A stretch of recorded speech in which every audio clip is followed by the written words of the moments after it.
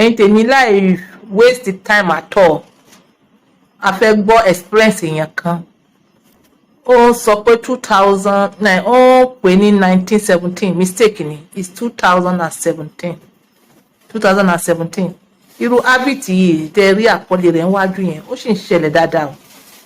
ṣe hàn pé mo share experience tèmi òun ló fà á táwọn èèyàn wá forward tí wọ́n sọ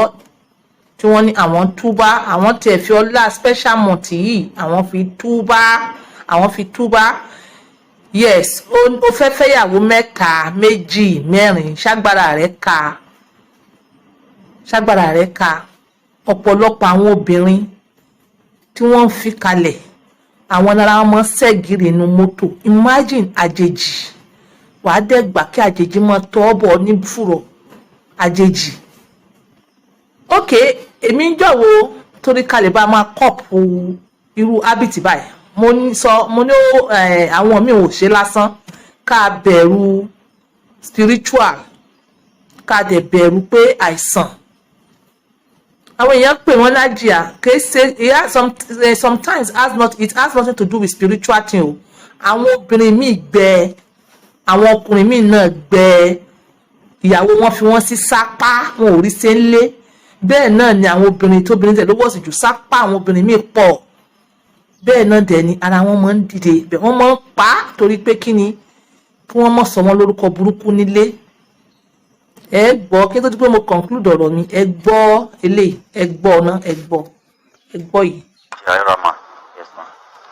ẹ kú ètò ẹ kúkú lè dá ọlọ́run gbà fún wa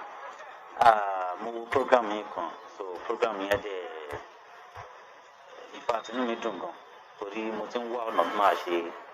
sọ ẹ̀dùn ọkàn mi yìí síta fún yàn pé láti 2017 tí nǹkan yẹn ti ṣẹlẹ̀ ní sọ fún yàn program yẹn sọ̀rọ̀ nípa night journey pé kí wọ́n máa wọ mọ́tò alẹ́ àwọn tó máa ń ṣẹlẹ̀ náà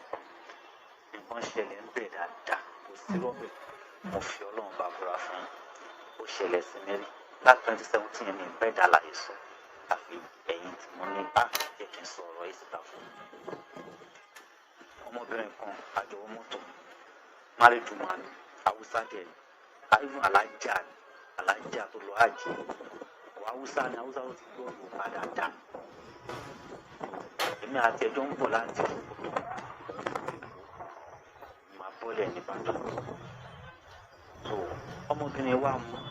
nígbà tí ó jí ní òru ó gbọ́ ọmọ méjì dání pọ̀ tí mo àti tó bá gbé kan fáwọn ọmọ yẹn so àjọ ń ra nǹkan fúnra lójú ọ̀nà tó nígbà tó máa jí ní òru mo rò pé bóyá rẹ̀ ń béèrè fún mi kí n má fa ọ̀rọ̀ gùn mo sùn èmi ti sùn rẹ jù ti torí lẹ́sìtì òun náà wá gbórí lẹ́sìtì ó wá gbé ọmú ẹ̀ ó gbélé mi ní apá wọ́n sì tẹ̀ mọ́lẹ̀ mo á tẹ̀ láti ra yọ apá mi pé ẹ mọ̀ mi mọ èmi mo á tẹ̀ láti yọ máa rí pé mo yín yọ yẹn ó tún fi ẹsẹ̀ ó tún fi ń tẹ̀lé ẹsẹ̀ mi ó fi ń rán ẹsẹ̀ mi náà báyìí ó fi ń mẹ́rin ẹ̀kọ́ tó ń ṣe so kátó fò àrò ọdí ṣòkòtà kátó fò mo mọ́ ọ lé nìtàn òun mọ́wọ́ tiẹ̀ ó mú lé mi ní òkú ó bẹ̀rẹ̀ sí ní tọwọ́ bọ ṣòkòtò mi náà bẹ̀rẹ̀ sí ní tọwọ́ bọ abẹ́ bẹ̀rẹ̀ fẹ́ẹ́ pé mo fíńgà títí nígbà tá a kọjá mọ́kúá tá a dé jẹ̀bà tí ẹ̀ náà ó tún request. ẹ̀yin tèmi ẹ dákun ẹ forgive me pardon mi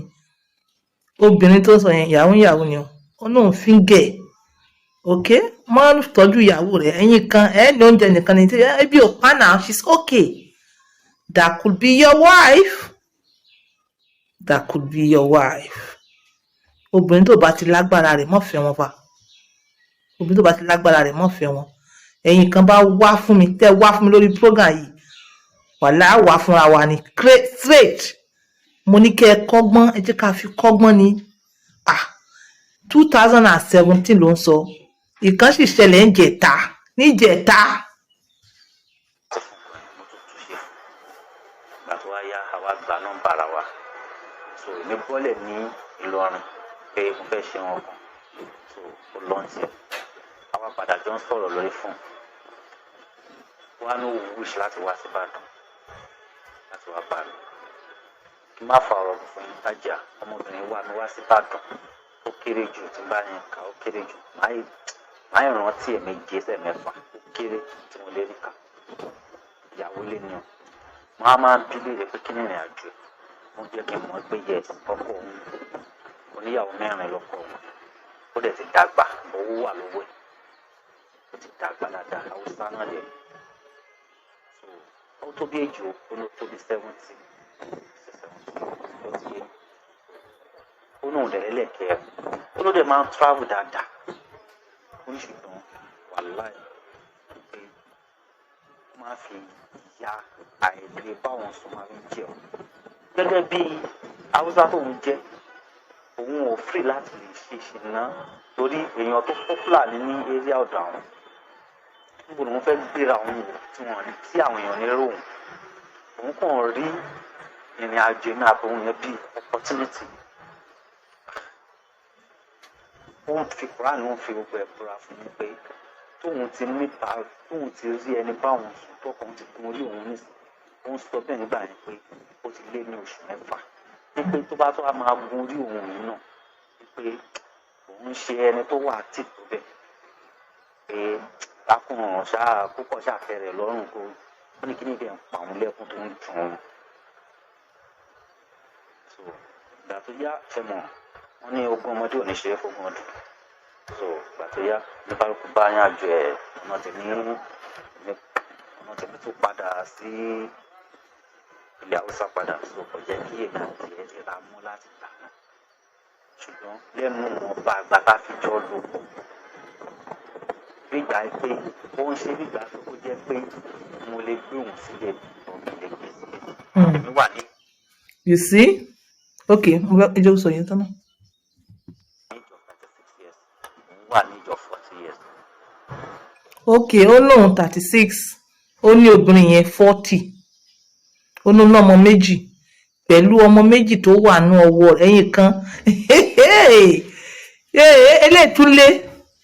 torí àwọn tí mo fi pé wọ́n expert nínú kínní wọ́n gbé ọmọ dání àwọn nìkan náà ni pẹ̀lú ọmọ méjì wọ́n gbé ọmọ sẹ́gbẹ̀ẹ́ wọ́n fi that is ọkọ rẹ̀ fọmọ ṣe excuse nìyẹn o àní anything can happen. Okay, ọkùnrin 70 years ó fọmọ kékeré like seriously ìwọ obìnrin náà ó ti mọ̀ pé bàbá ti dàgbà náà kó tó tara bọ̀ èmi ò fẹ́ gbogbo excuses wọ̀nyí this is excuses mi ò fẹ́ gbogbo excuses ìkan tó ń ṣẹlẹ̀ ni pé àwọn èèyàn ṣe wọ́n dẹ̀ ṣe rightly but according to this man ó sọ pé òun túbá òun fi ọlá àsìkò tá a wà yìí oṣù tá a wà yìí òun fi túbá yes tó bá sọ pé túbá dáadáa kọ́lọ́ mọ̀ pé yes lóòótọ́ ó túbá